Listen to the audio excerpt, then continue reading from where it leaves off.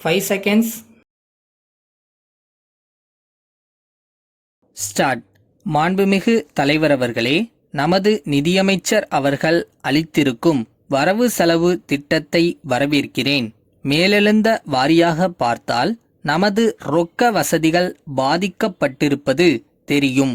நம்முடைய தேவைகளுக்கு ஏற்றபடி நிதி பற்றாக்குறையை நிவர்த்தி செய்வதற்கு நமது அமைச்சர் அவர்கள் ஒரு பெரிய முயற்சியை மேற்கொண்டிருக்கிறார்கள்.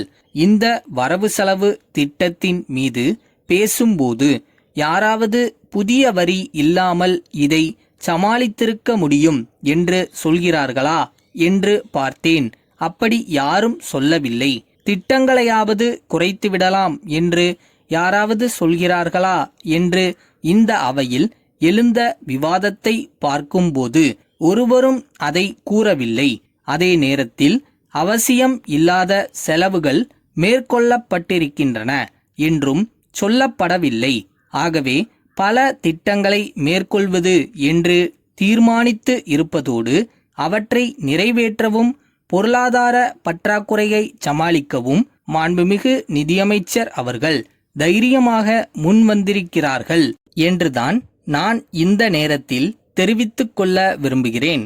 இதை வெறும் வரவு செலவு திட்டமாக அமைக்காமல் பலவிதமான திட்டங்களின் மதிப்பீடு என்ற முறையில் இதை அமைத்திருப்பதை பார்க்கிறோம்.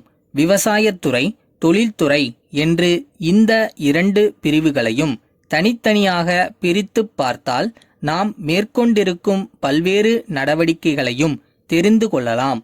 இம்மாதிரி பல்வேறு நடவடிக்கைகளை நாம் எடுக்கும்போது அரசுக்கு உதவியாக பல யோசனைகளை கூறுவதற்கு நாம் கடமைப்பட்டிருக்கிறோம். தென்னார்காடு, தஞ்சாவூர் போன்ற மாவட்டங்களில் பருத்தி விரிவாக்க திட்டத்தின்படி நெல் சாகுபடிக்கு பிறகு இடைக்கால பயிராக பருத்தி சாகுபடி செய்யும் திட்டத்தை உருவாக்க போவதாக சொல்லியிருக்கிறார்கள். இது மாதிரி அவர்கள் இதுவரையில் ஏன் சாகுபடி செய்யவில்லை?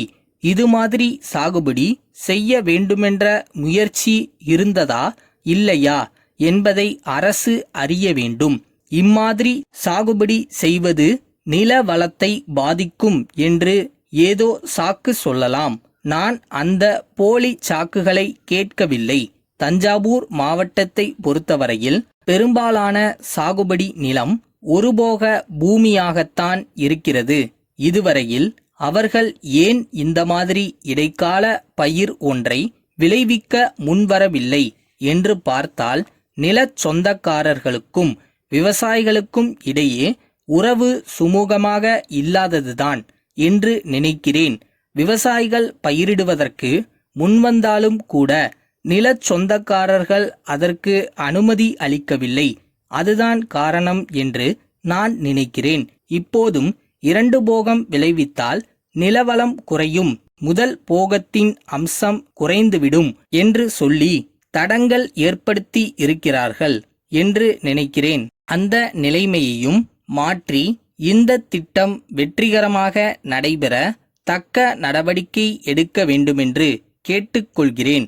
அடுத்தபடியாக மீனவர்களுக்கு நைலான் நூலும் விசைப்படகும் கொடுப்பதற்காக ஏற்பாடு செய்யப்பட்டிருக்கிறது என்று சொல்லியிருக்கிறார்கள்.